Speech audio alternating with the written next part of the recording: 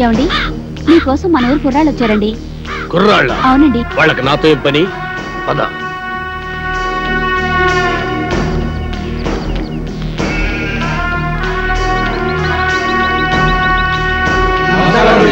నమస్కారం. ఏంటిలా వచ్చారు? మరి సన్మానం గురించి మాట్లాడదామని. సన్మానమా? సన్మానం నాకెందుకురా? మరి సన్మానం సన్మానం ఏంట్రా నసుగుడు? సన్మానం మీకు కదండి, హీరోలకి. చించుతా. ఈ ఊళ్ళో సన్మానం జరిగినా సత్కారం జరిగినా ఈ బాంబుల పుల్లారెడ్డికే జరగాలి. అది కాదండి, మొదటిసారిగా మన ఊరికి నలుగురు పెద్ద హీరోలు వచ్చారు కదండి. వాళ్ళు మన ఊరికి రావడమే పెద్ద విశేషం. అందుకే మిమ్మల్ని అడిగి వాళ్ళకి సన్మానం చెయ్యాలని ఆ కుర్రాళ్ళ ఆశ. అలాగా, సరే. హీరోలకు సన్మానమా? చెయ్యండి, బాగా చెయ్యండి. నా ఫుల్ సపోర్ట్ మీకుంటది. సోదర సోదరిమణులారా, మెగాస్టార్ చిరంజీవి గారు, యువరత్న బాలకృష్ణ గారు, యువ సామ్రాట్ నాగార్జున గారు, విక్టరీ వెంకటేష్ గారు మన ఊరికి రావడం నిజంగా మన అదృష్టం.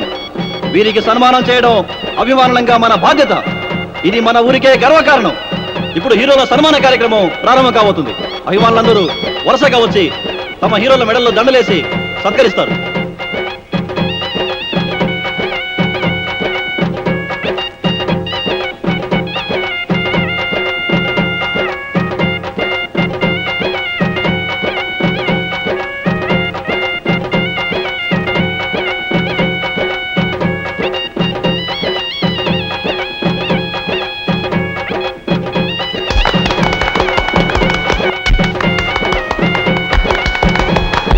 ఇప్పుడు ఓ వీరాభిమాని అదిరిపోయే హీరోలను సత్కరించబోతున్నాడు.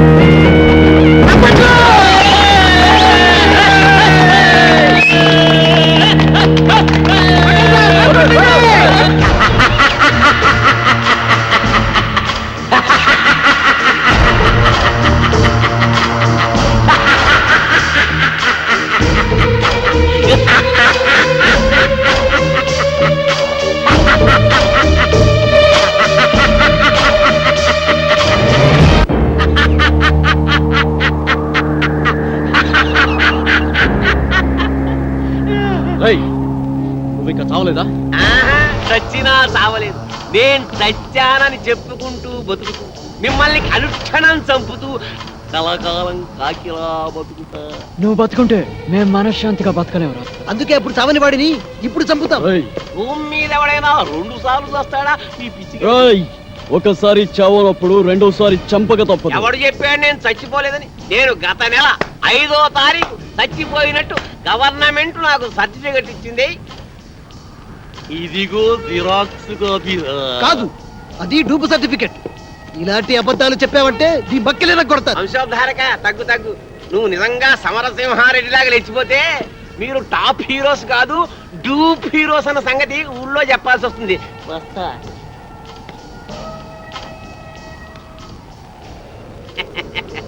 వారేవా ఏమి ఫేసెస్, అచ్చు డూపుల్లా ఉన్నాయి బాసెస్.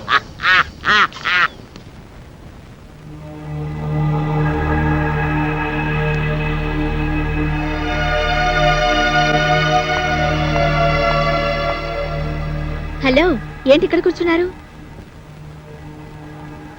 ఏంటి అదోలా ఉన్నారు? అదోలా కాదు, దిగాలుగా ఉన్నా. గుబులుగా కూడా ఉన్నాం. ఏ, ఎందుకు? మమ్మల్ని ఇక్కడి నుంచి డిశ్చార్జ్ చేస్తున్నారు కదా, అందుకు. ఏ, ఇంకా పేషెంట్స్ గానే ఉండాలని ఉందా? చూడాలని ఉంది. అదే, ఇక్కడి మంచి మనుషులను వారి మమతల రాగాలను చూస్తుంటే ఇక్కడే ఉండాలనిపిస్తుంది. కానీ మీరు మమ్మల్ని ఇక్కడి నుంచి పంపించేస్తున్నారుగా. మిమ్మల్ని పంపిస్తున్నది మా ఊరి పెద్దల ఆతిథ్యానికి మాత్రమే, ఊరు నుండి కాదు. మీరిక్కడే ఉండాలన్నదే నా కోరిక కూడా. మీరు సాధించాల్సిన సత్కార్యాలు ఎన్నో ఉన్నాయి.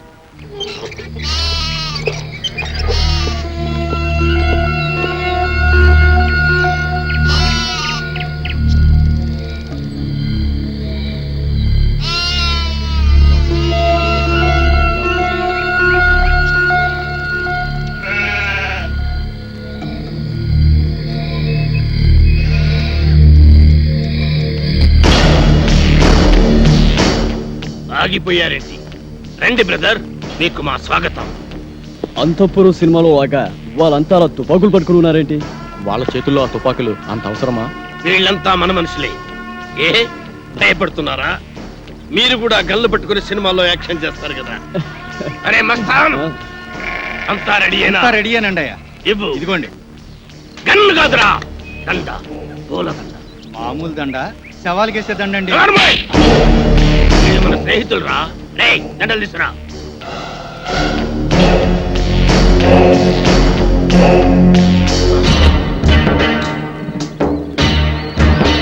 రండి. థ్యాంక్స్ అండి. Thank you. అవును, మిగతా ఇద్దరు ఎక్కడ? మేమిద్దరం ఇక్కడ, వాళ్ళిద్దరూ అక్కడ. అక్కడ అమ్మాయి ఇక్కడ అబ్బాయి అంటారే అలా. ఏయ్, నాకిదేం నచ్చలా. ఆయన ఆడేవుడండి మధ్యలో. ఆడింటికిద్దరు, నా ఇంటికిద్దరు రావడానికి ఇదేమో సినిమా అనుకున్నావా? రాజకీయం, రాయలసీమ రాజకీయం. అబ్బే అదేం కాదండి, ఈ ఊరు పెద్దలు మీరు. మిమ్మల్ని ఇబ్బంది పెట్టకుండా, బాధ పెట్టకుండా మేము ఈ నిర్ణయం తీసుకున్నాం. నా పేరు భానుమతి అండి. నేను మీ అభిమాన్ని. మీ ఇద్దరు సినిమాలంటే నాకు చాలా ఇష్టం. రే పున్నయ్య, హీరోలకు దిష్టి తీసి బ్యాగులు తీసుకెళ్ళి లోపల పెట్టు. అలాగే బాయ్యా. ఎంత ముద్దొస్తున్నాడు, ఎంత బాగున్నాడు. మీకు అభ్యంతరం లేకపోతే మీతో ఫోటోలు దిగుదాం అనుకుంటున్నాను. అలాగే. ఆమెకేంటి, మీరంటే మాకు కూడా ఎంతో అభిమానం. అందుకే ఫోటోగ్రాఫర్ ని పిలిపించారు. ఫోటోగ్రాఫర్, చూస్తావేంటి? ఫోటో తీ. కమాన్, అందంగా తీ.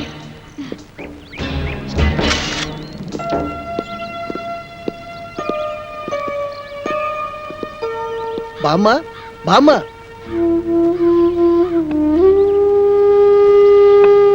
ఎవరు బాబు? మేం బామ్మ సినిమా హీరోలం. నమ్మనవుడు వచ్చాడా బాబు? వాడు రావడానికి వీళ్ళేనంత బిజీగా ఉన్నాడు. పండక్కి తప్పకుండా వస్తానన్నాడు బామ్మ. యాళ్ళకి ఏమన్నా తింటున్నాడా బాబు? వాడికి రాజభోగం. ఖాళీ దొరికినప్పుడల్లా నీ గురించి చాలా గొప్పగా చెప్తుంటాడు బామ్మ. వాడి మధ్య ఓ పెద్ద వేషం వేసి అందరి ఆశీస్సు అందుకొని ఎవరికి అందనంత ఎత్తుకెత్తుకుపోయాడు బామ్మ. మేమందరం కలిసి వాడికి పూలదండలు కూడా వేసాం బామ్మ. పోనీలే బాబు, వాడికి ఏ కష్టం లేకుండా చల్లగా ఉంటే అంతే చాలు. వాడికి ఏ కష్టం లేదమ్మా. సినిమా స్వర్గంలో మహారాజులాగా ఉన్నాడు. అవును బామ్మ. నాకు తెలుసు బాబు, నా బంగారు కొండ, నా మనవుడు ఎప్పటికైనా మహారాజు అవుతాడని. ఆ దేవుడు చాలా గొప్పోడు బాబు. అవును, వాడికి ఎప్పుడు ఆ దేవుడు తోడుగానే ఉంటాడు. వాడు ఎప్పుడు ఎక్కడున్నా నీ గురించి ఆలోచిస్తుంటాడు బామ్మ. వాడికి నువ్వంటే చెత్త ప్రేమ బామ్మ. వాడికి వచ్చిన మొదటి జీతంతో నీకు ఈ చీర పంపించాడు బామ్మ.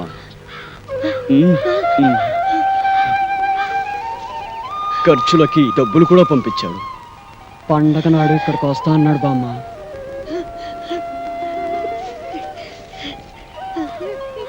పండక్కి నువ్వు ఈ చీర కట్టుకుంటే చూడాలని వాడు ఎంతో ఆశపడుతున్నాడు బామ్మ.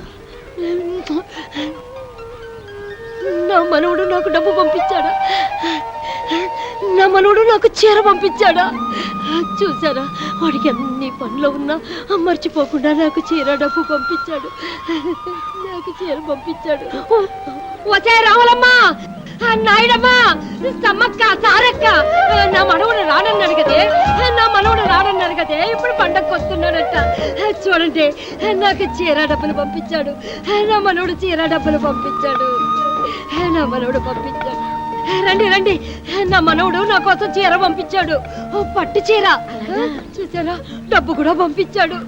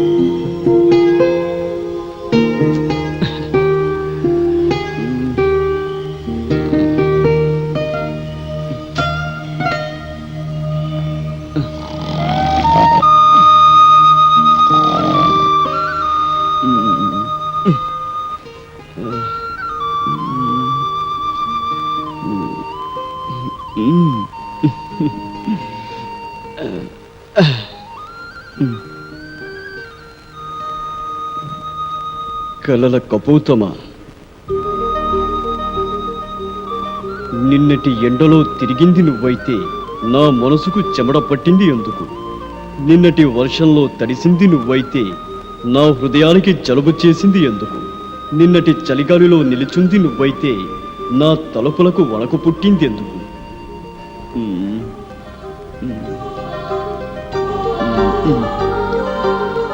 నువ్వు నడిరాత్రి కలవా, నడిసంద్రపు అలవా, నడిసొచ్చిన శిలవ, ఎవరని నిన్ను పిలవను, ఎలా నా ప్రేమను తెలపను?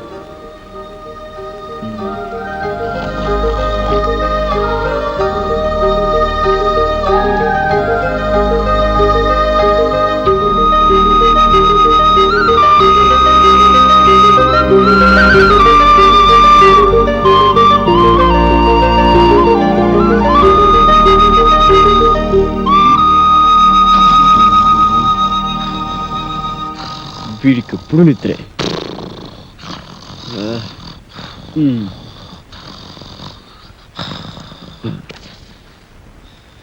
రేపు ఉదయం వెన్నెలను కలుస్తాను. నా గుండె గొడును విన్నవించుకుంటాను. ప్రేమలో విజయం సాధిస్తాను.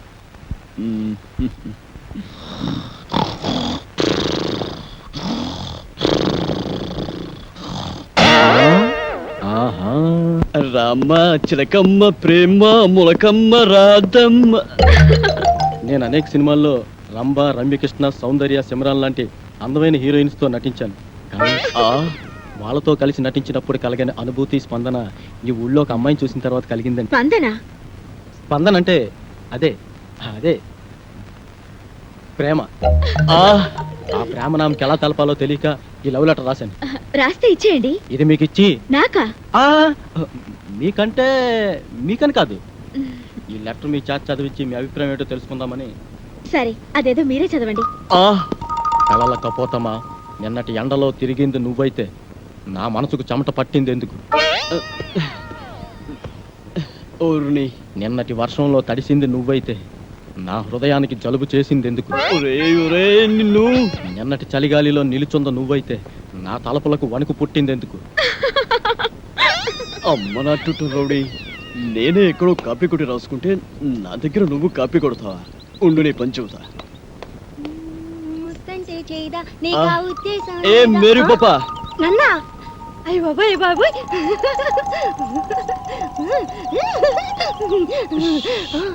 వీడు నువ్వు నడి రాత్రి కలవ, నడి సంద్రపు అలవ, నడిసొచ్చిన శిలవ, ఎవరని నేను పిలవను, ఎలా ప్రేమను తెలపను?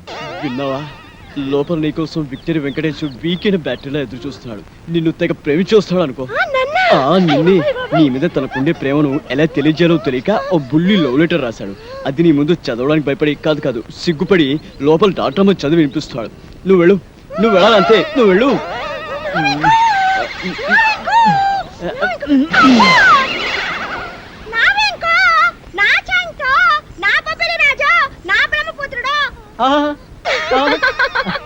నీకే కాదు, నీ పైన నాకు కూడా బోల్డంత ప్రేమ ఉన్నది.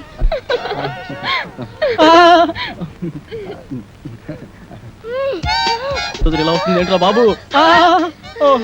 ఏంటే ఆ చూపేంటే, ఆ షేకింగ్ ఏంటే? అయ్యో అయ్యో అయ్యయ్యో, నీకు ఇదేం పోయి కలవే? అలా చూడద్దే.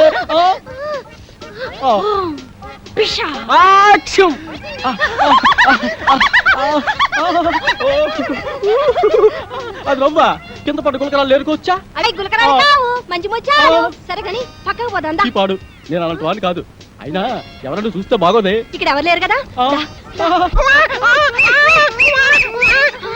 వదలవే, వదలమంటుంటే సూర్యకాంతాన్ని చెల్లెల్లా, కల్పనారాయికి అక్కలా ఉన్నావు. నా శీలాన్ని దోచుకుని సీమంతం చేసుకోక అత్తో. నిన్ను నిన్ను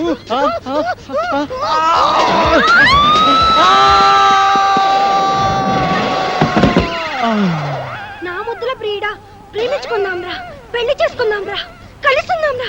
అమ్మమ్మమ్మమ్మమ్మ, అయ్యో అయ్యయ్యయ్యో, అబ్బా, కొండపల్లి రాజాలో పాము వచ్చినట్టు నా వెంకి ఎంత బాగా చేస్తున్నాను. పాము వచ్చినట్టు కాదమ్మా, పాము చచ్చినట్టు. నువ్వు నా పైన పడ్డావంటే రోడ్డు రోలర్ కింద పడ్డ అప్పడంలో తయారైపోద్దమ్మా నా పరిస్థితి. అమ్మమ్మమ్మమ్మ రావద్దమ్మా, అబ్బబ్బబ్బబ్బ రావద్దమ్మా.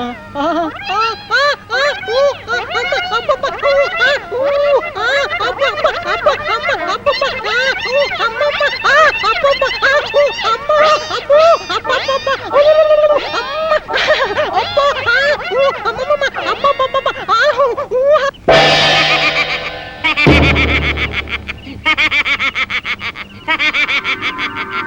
ఏంటి ఎన్నెలని ప్రేమిస్తున్నారా? అయినా ఆకాశంలో జాబిలమ్మని ఉన్నమరైతులు ఎన్నెలని ప్రేమించందెవరు కృష్ణబాబు? నేను ప్రేమిస్తున్నది ఆకాశంలోని వెన్నెలని కాదు బాబాయ్, డాక్టర్ వెన్నెలమ్మని. ఆ?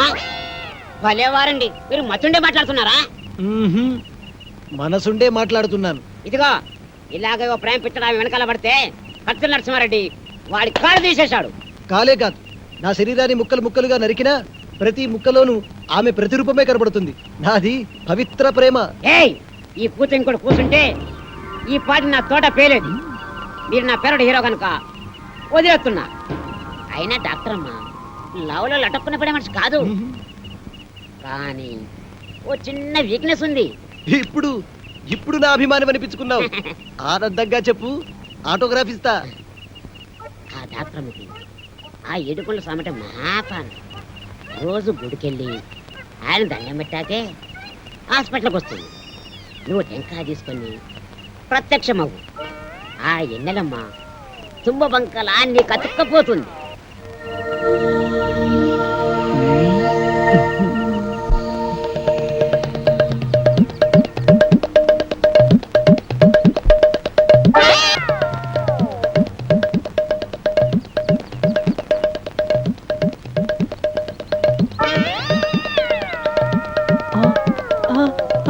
అమ్మనా అన్నమయ్య, దేవుడి సెంటిమెంట్తో కొడతావా? ఉండు నీ పని చెప్తా. రేయ్, అన్నమయ్య గెటప్పులో ఆ అమ్మాయికి లైనేస్తావా? ఆగరా కిల్లర్, ఆగు. రేయ్. రేయ్, నిన్ను, నీ పని చెప్తా. రేయ్. ఆగరా, రేయ్. నీ పని చెప్తా. రేయ్, రేయ్, ఆగు. పట్టుకుంటే అయిపోయావరా? నీ పని అయిపోయినట్టే ఈరోజు.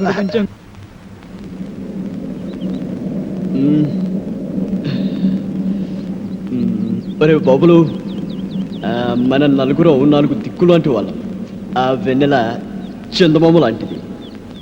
నేను పడమర దిక్కు కాబట్టి ఆ వెన్నెల నాకే చెందుతుంది. పడమట దిక్కు ఉదయించిన చివరకు తూర్పుకు చేరాల్సిందే కాబట్టి వెన్నెల నాకే చెందాలి. ఒరేయ్, మీరు తూర్పు పడమర లాంటి వారు, నేను ఉత్తరాన హిమాలయ పర్వతం లాంటి వాడిని. కాబట్టి వెన్నెల చల్లదనం నాకే సొంతం. ఒరే ఒరే, మీ ముగ్గురు కలిసి దక్షిణాన్ని దాచేస్తున్నారు. సముద్రం అంతా విశాల హృదయం ఉన్నవాడిని, అందగాడిని. వెన్నెల నాకు చెందటమే న్యాయం. ఆ చందమామ కోసం 4 దిక్కులు పోటీ పడితే ఉప్పెనలు ఉపద్రవాలు వస్తాయిరా. కాబట్టి ఓ పని చేద్దాం, ఓటింగ్ సిస్టమ్ పెడదాం. ఆ అమ్మాయి ఎవరితో డిసైడ్ చేసుకో. ఓటింగ్ సిస్టంలో ఎవరి ఓటు వాళ్లే వేసుకుంటే కథ మళ్ళీ మొదటికే వస్తుంది. అంతెందుకు, నువ్వు మజ్ను సినిమాలో రజనీని త్యాగం చేసినట్టు నువ్వు నా కోసం వెన్నెల త్యాగం చేయరా. నువ్వు నాకు మంచి మిత్రులా మిగిలిపోతావు. నువ్వు ప్రేమ సినిమాలో రేవతిని త్యాగం చేసినట్టుగా వెన్నెలను త్యాగం చేయొచ్చు.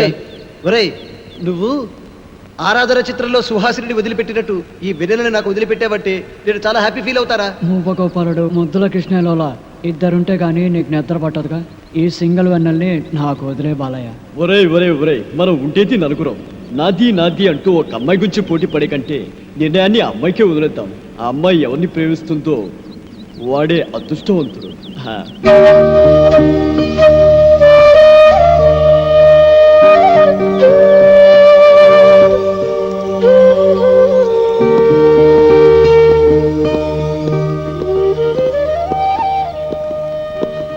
అదిగోరా వెన్నెల. వెన్నెల గారు, వెన్నెల గారు, హాయ్. ఇక్కడున్నారా? మీకోసం భూగోళం అంతా వెతుకుతున్నాం. ఎందుకు? మీకు మాకు ఆనందాన్ని కలిగించే హ్యాపీ న్యూస్ చెప్దామని వచ్చాం. సారీ అండి, హ్యాపీనెస్ ఎంజాయ్ చేసే మూడు నాకు ఇప్పుడు లేదు. అంత కష్టం ఏమొచ్చిందో మీకు? నాకు కాదు, ఈ పల్లె తల్లికి వచ్చింది. పల్లె తల్లిక? అవును, రేపే ఈ ఊళ్ళో జాతర. ఈ ఊరి ఆచారం ప్రకారం ఏడాదికోసారి ఇక్కడ జాతర జరుపుతారు. ఈ జాతర జరపకపోతే ఏదో కీడు జరుగుతుందని ఇక్కడ ప్రజల నమ్మకం. కీడు గురించి ఎంత నిజమో కానీ ఇక్కడ కీచక నాయకులకు వారి అధికార దాహానికి ఈ జాతర ఓ క్రీడాక్షేత్రం అయిపోయింది. జాతర వస్తుందంటే చాలు పల్లె తల్లి భయంతో వణికిపోతోంది. ఎంత రక్తపాతం జరుగుతుందో, ఎన్ని తలలు నేల కొరుగుతాయో, ఎందరు తల్లుల నల్ల పూసలు నేల రాలుతాయో. ఊరందరి గురించి మీరొక్కరే బాధపడ్డం దేనికండి? ఈ గ్రామాన్ని శాసిస్తున్న ఫ్యాక్షనిజం ఇనుప పాదాల కింద నలిగి నష్టపోయిందాన్ని కనుక. అంటే ఒక జెండా పండుగ నాడు జాతీయ పతాకాన్ని ఎవరు ఎగురవేయాలనే విషయంలో మొదలైన మూర్ఖవదన ముష్టి యుద్ధంగా మారి బాంబుల పుల్లారెడ్డి, కత్తుల నరసింహారెడ్డిల మధ్య జరిగిన బాంబుల దాడిలో ఎంతో మంది అమాయకులు బలైపోయారు. వాళ్లలో నా కన్న తల్లిదండ్రులు, నా తోపుట్టువులు కూడా కాలిపూడితైపోయారు. మీ బాధ నాకు అర్థమైంది. టోటల్ గా మీ స్టోరీ సినిమా టైప్ లో నా బుర్రకెక్కింది. బాంబులు పొల్లారెడ్డి, కత్తుల నరసింహారెడ్డి మీ స్టోరీలో విలన్స్. వారిద్దరి కారణంగా మీరు దెబ్బతిన్నారు. వారిద్దరి మీద పగ తీర్చుకోవడం ఇక క్లైమాక్స్ అన్నమాట. కాదు, నా కోపం వ్యక్తులపైన కాదు, వ్యవస్థ పైన. నేను కోరుకునేది ఫ్యాక్షనిస్ట్ లీడర్ల అంతం కాదు, మొత్తం ఫ్యాక్షనిజం అంతం. ఆ మార్పు కోసమే నా నిరీక్షణ. ఆ మార్పును తీసుకొచ్చే నవయుగ వైతాళికల కోసమే నా అన్వేషణ. ఆ నవయుగ వైతాళికులు మేమవుతాం. ఫ్యాక్షనిజం అంతం కోసం మేము పోరాడతాం. మేము పోరాడు. అవును, పోరాడతాం.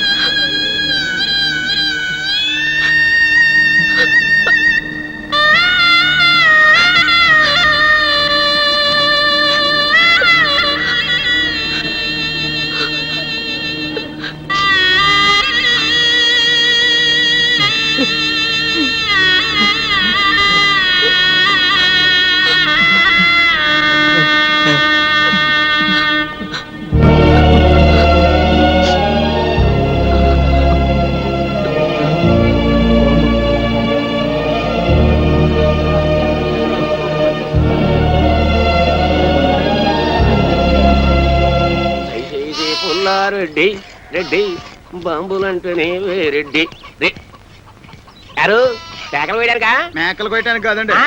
పేకలు కొయ్యడానికి.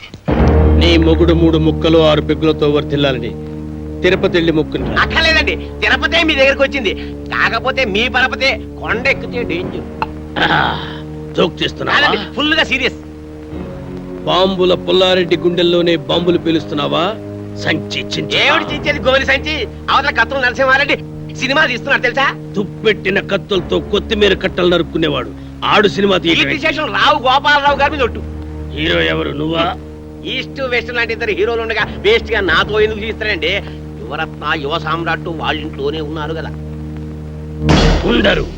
రేపి పాటి వాళ్ళని బాంబులతో లేపేస్తా. వాళ్ళని లేపితే వాళ్ళ ఫ్యాన్స్ లో వచ్చి నిన్ను లేపుతారు. అయితే నన్నేం చేయమంటా? అలాంటి దానికి తిరుపతి లడ్డు లాంటి ఐడియా ఇస్తాడు. వద్దు, నాటు బాంబు లాంటి ఐడియా చెప్పు. నట్టింట్లో నార్త్ ని సౌత్ ని పెట్టుకుని ఇంకా ఆలోచిస్తారేమిటండి? నాకు అర్థం కాదు. నీకు ఎప్పుడు అర్థమైంది వచ్చింది కాబట్టి ఎంత కలేదు సంచి చెబుతున్నా. ఇదిగో మెగాస్టార్ విక్టరీ మీ ఇంట్లోనే ఉన్నారా? వాళ్ళిద్దరిని కలిపి మీరే ఓ సినిమా తీసి పారేయండి. ఆంధ్రదేశం అంతా మీ పేరు మారుమోగిపోతుంది. ముందు కనక వర్షం, తర్వాత పూల వర్షం. తేడా వచ్చిందో అప్పుడు ఎంతండి సంచి? పోనా?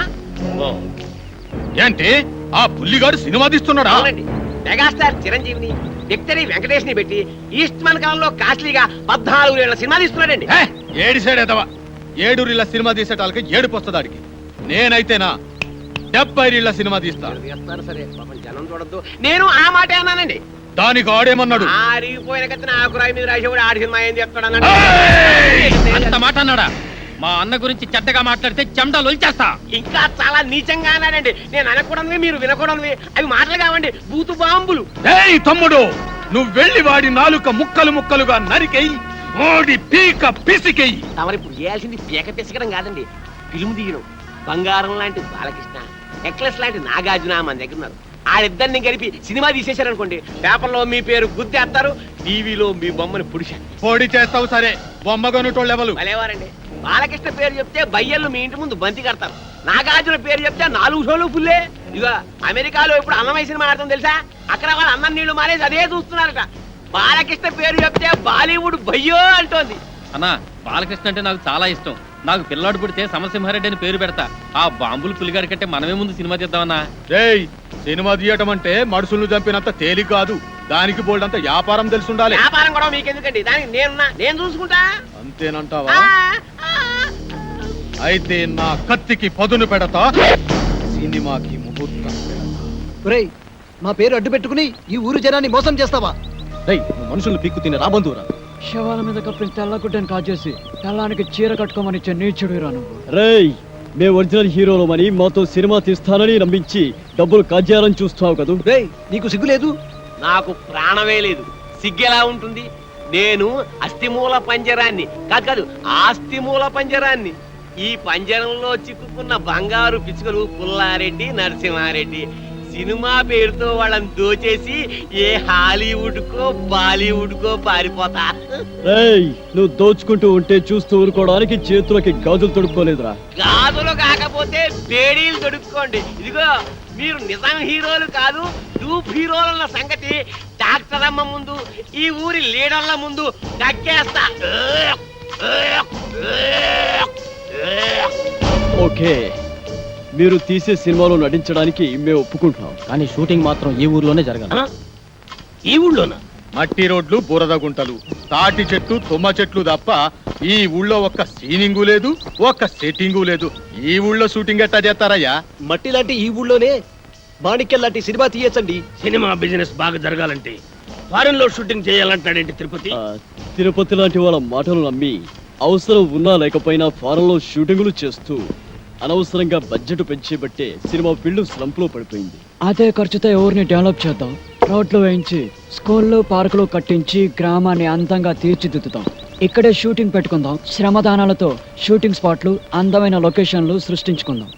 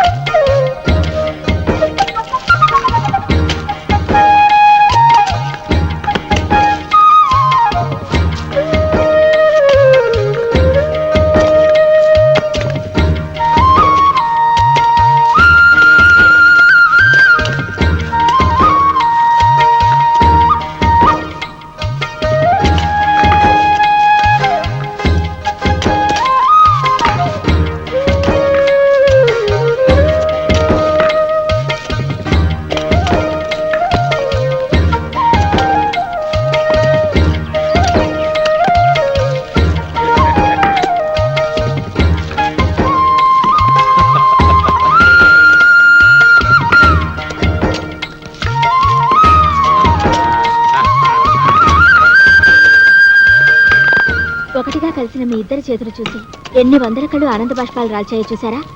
సేవాభావంతో శ్రమదానంలో కలిసిన మీ చేతులు కలకాలం ఇలాగే నిలిచి ఉండాలి. మీ ఇద్దరు కలిసి మాతో వేరువేరుగా సినిమాలు తీయాలనే ప్రయత్నాన్ని ఆపండి. మా నలుగురిని కలిపి ఒకే సినిమా ప్లాన్ చేయండి. అలా అయితేనే మేము యాక్ట్ చేస్తాం.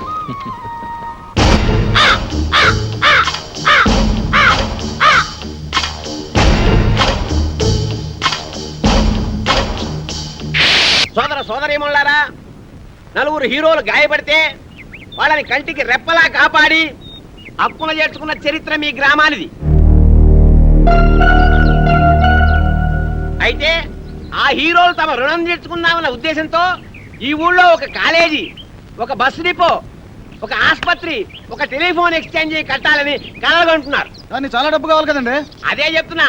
పాయింట్ ఏమిటంటే, ఒక హీరో నటించిన చిత్రమే కోట్ల రూపాయలు ఖర్చు చేస్తున్నప్పుడు నలుగురు హీరోలు మన దగ్గర ఉండి వాళ్ళంతా కలిసి నటిస్తే కనకవర్షం కురుస్తున్న సంగతి మీకు చెప్పక్కర్లేదు. ఆ డబ్బుతోనే కట్టిస్తారు. ఈ ఒట్టి చప్పట్లవి కాదయ్యా, సినిమా తీయాలంటే బోళ్ళంత పెట్టుబడి కావాలి. మరి బాంబుల పుల్లారెడ్డి 25 లక్షలు, కత్తుల నరసింహారెడ్డి 25 లక్షలు, 50 లక్షలు. అంటే సగం సినిమా అయిపోయింది. ఇక మిగతా 50 లక్షలు మేము ప్రజల దగ్గర వసూలు చేయడానికి నిర్ణయించుకున్నాం. ఇప్పుడు ఏమిటంటే, ఒక్కొక్కరు 100 రూపాయలు చొప్పులిస్తే వాళ్ళకి 1000 రూపాయల వాటా వస్తుంది. కాబట్టి 100 రూపాయి దేవ్ కరోడ్పతి బను. కౌన్ మనేగా కరోడ్పతి. రా బాబు, 100 ఓ తండ్రి 100 రూపాయలు, ఓ బాబు 100 రూపాయలు, ఓ పిల్లాడు 100 రూపాయలు, ఓ పెన్నాన్న 100 రూపాయలు.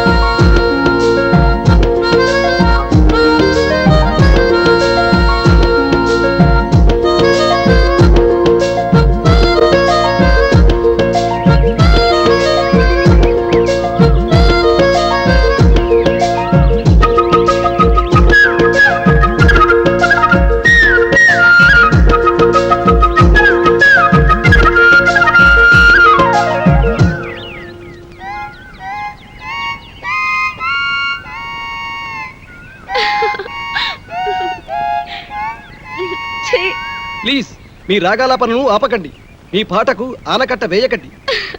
ఇన్నాళ్ళకి మీ మొహంలో ఆనందాన్ని చూస్తున్నాం. ఇప్పుడు మీరు ఆనందానికే కేరా పెట్రోల్స్ లాగా ఉన్నారు. అవును, ఈరోజు నిజంగానే చాలా సంతోషంగా ఉన్నాను. ఈ గ్రామ అభివృద్ధి కోసం నేను కన్న కలలు వాస్తవ రూపం దాలుస్తున్నాయి. Now I'm very happy. ఈ రోజు మిమ్మల్ని చూస్తుంటే పికాసో చిత్రం ప్రాణాలు పోసుకొని రాగాలు పొత్తునట్టు ఉంది. మోనాలిసా కదిలి వచ్చి అందరూ జలిపించినట్టు ఉంది. ఆహా, నిజంగానా? అవునండి, అజంతా శిల్పాల మీదొట్టు, ఎల్లోరా అందాల మీదొట్టు, రవివర్మ చిత్రాల మీదొట్టు. వెన్నెల గారు, నేను కవిత్వాలు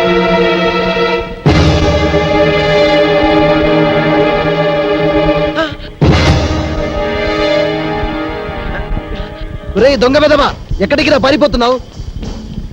ఒరేయ్, ఈ గ్రామస్తులు తమ చెమటను చిందించి రక్తాన్ని ధారబోసి కూడబెట్టుకున్న డబ్బురా అది. ఎందరో ఆడపడుచు ఈ గ్రామ బావు కోసం అందజేసిన తాడిబొట్టులు రావి.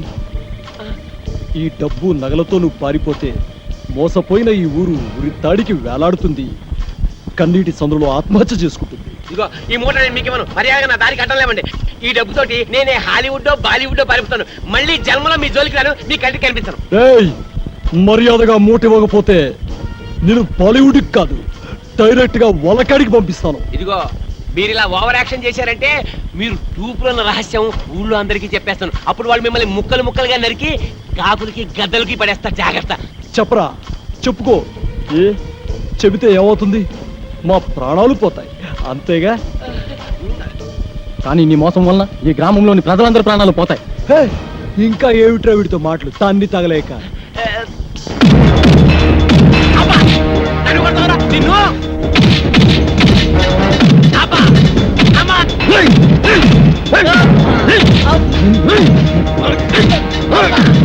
నిన్ను చంపి పాతేస్తా.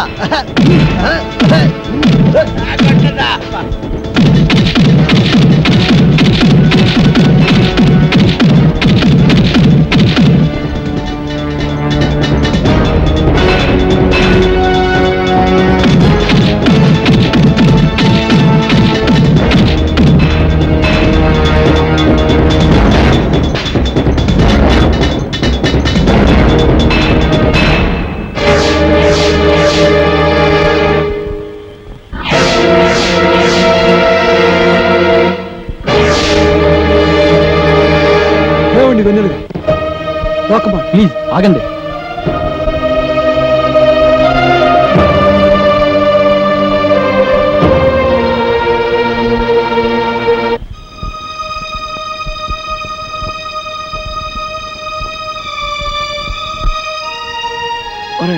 ఈ ఊరిని ఊరి ప్రజల్ని వదిలి వెళ్ళాలంటే నాకు చాలా బాధగా ఉంది. తప్పదురా, మనం నిజం హీరోలు కాదన్న సంగతి వెన్నెలకి తెలిసిపోయింది. ఎన్నాళ్ళు మనం అంటే అభిమానం చూపించే ఆమె కళ్ళల్లో ఒక్కసారిగా అసహ్యం చూడలేవురా. అందుకే మనం ఇక్కడి నుంచి వెళ్ళిపోదాంరా. మరి ఈ డబ్బంతా ఏం చేద్దాం? ఇది ప్రజల డబ్బు, మనపై అభిమానాన్ని పెంచుకున్న ప్రజల నుంచి వసూలు చేసిన డబ్బు. దీన్ని వెన్నెలకు అందచేస్తే ఎవరి డబ్బు వారికి చేరుస్తుంది. ఒరేయ్, మనం మోసగాళ్ళం కాదని, తప్పనిసరి పరిస్థితుల్లో చేయవలసి వచ్చిందని ఆమెకు వివరంగా లెటర్ రాద్దాంరా. ఆ లెటర్లో మన ప్రేమ గురించి కూడా రాద్దాంరా. ఒరేయ్, మనం వెన్నెలను ప్రేమిస్తున్నాం, కానీ ఆమె సమాజాన్ని ప్రేమిస్తుంది. ఆమె వేరు, ఆమె ఆలోచనలు వేరు. విశాల దృక్పథం గల మనిషి ఆమె. ఉన్నతమైన భావాలు ఆమె ఆభరణాలు. ఆమె దృష్టిలో మన మంచి స్నేహితులమే కానీ ఆమె ఏనాడూ మనల్ని ప్రేమించలేదు. తొందరపడి మన ప్రేమను ఆమె ముందు వ్యక్తపరిస్తే ఆమె దృష్టిలో మనం చీపైపోతాం. అది సరే, అయితే ఇప్పుడు ఏం చేద్దామంటావు? మన ప్రేమను మనలోనే దాచుకుందాం. మంచి స్నేహితులుగా ఆమె దృష్టిలో మిగిలిపోతాం. ఇక జీవితంలో మన ముఖం చూడదురా. కాదురా, మన మంచితనం గురించి లెటర్ ద్వారానైనా తెలియచేద్దాం. ఆమె మనల్ని తప్పకుండా అర్థం చేసుకుంటుంది. సరే, ఉత్తరం మొదలు పెట్టు మరి.